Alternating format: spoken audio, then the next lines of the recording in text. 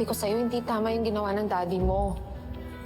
Hindi ko pa nakakausap ulit kasi... Hindi na ako kailangan kausapin. Consent form.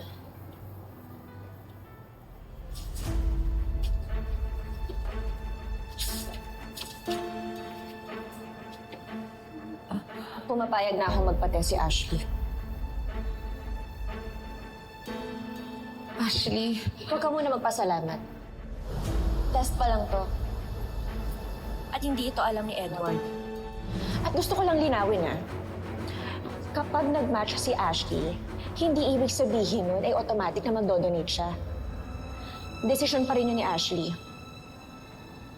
At kapag sinabi niyang ayaw niya, dito na natatapos tong usapan na to. Hindi ko hahayaang ma-pressure ang anak ko. Kahit para kanino pa yan.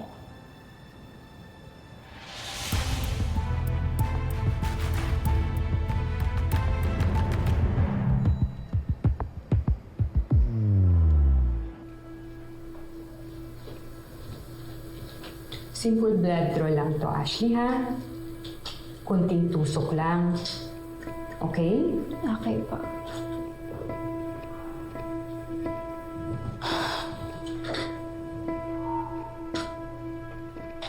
Ready ka na? Hinga ng malalim, ha?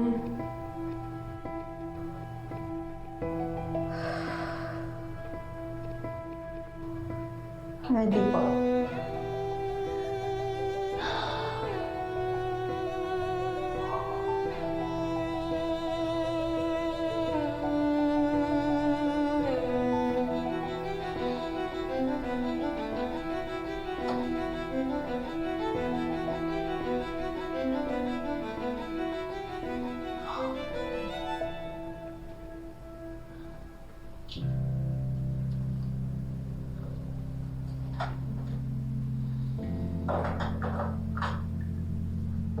Thank you.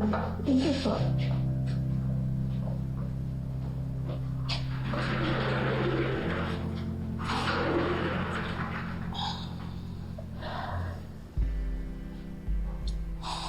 Thank you, Ashley,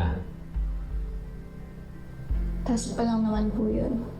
Kahit na hindi pa rin madali. Lalo na sa lahat ng nangyari.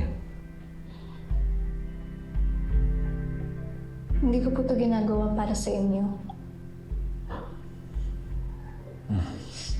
Para po ito kay Jazz. Kahit before ko pa po nalaman na magkapatid kami.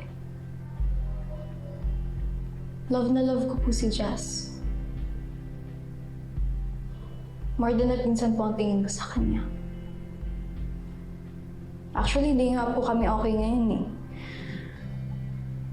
Pero kahit may issues po kami, hindi ko po siya kayang pabayaan. Alam mo, maswerte ka kay Edward. He raised you well. Kung ano man yung naging pagkukulang ko sa'yo bilang ama, siya ang nagbuno. Hindi ko kayang pantayan yung pagiging